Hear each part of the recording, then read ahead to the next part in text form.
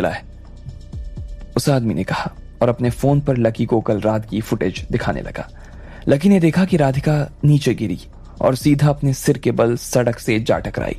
फिर उसके बगल से एक सफेद रंग की सेडान गाड़ी निकली। उस गाड़ी में से एक लड़का और एक लड़की बाहर आए। उन्होंने एक पल के लिए राधिका को अच्छी तरह से देखा, उसे अपने साथ अपनी गाड़ी में डालकर वहां से रवाना हो गए। भले ही उन दोनों के चेहरे तो साफ नजर नहीं आ रहे थे, लेकिन उनकी कद काठी और उनकी चाल ढाल से उनके बारे में काफी कुछ पता लगाया जा सकता था। इन दोनों को जल्दी से जल्दी ढूंढ कर निकालो, और हाँ, राधिका जहां हो, कहीं भी हो, वो सही सलामत मेरे पास आनी चाहिए, समझे? लकी ने आदेश दिया। रुस्तम फिर से काम में लग गया था और लकी अपनी उसी बेंच पर जाकर बैठ गया जिस पर वो पहले बैठा हुआ था। राधिका के बारे में खबर सुनने के बाद वो कब से बेताब हुई जा रहा था। उसकी आंखों से थोड़ी ही दूरी पर सिराज और उसकी बीवी का शव पड़ा हुआ था। अब उसमें से खून रिसना बंद हो गया था, लेकिन उनके पास खून की जैसे झील बन गई थी।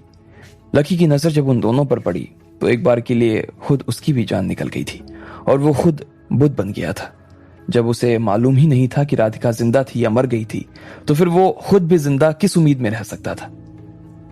लकी सर, देखिए, मुझे लगता है कि आपको अंदर चले जाना चाहिए। यहाँ बहुत बारिश हो रही है और फिर अगर आप यहाँ ज्यादा देर तक रहें तो बीमार हो जाएंगे सर। वसीम, जो कि लकी के पीछे खड़ा था, उसने लकी की चिंता करते हुए उसे सुझाव दिया।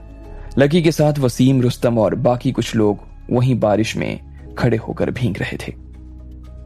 उसकी कोई जरूरत नहीं है वसीम, तुम और रुस्तम जी अब वापस जा सकते हो। मैं यहां पर बैठकर राधिका का इंतजार करना चाहता हूं।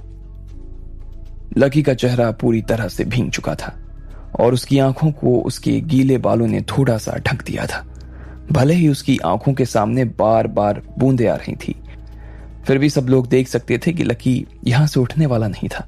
उसे इस बात की उम्मीद थी कि राधिका जहां कहीं भी होगी, सही सलामत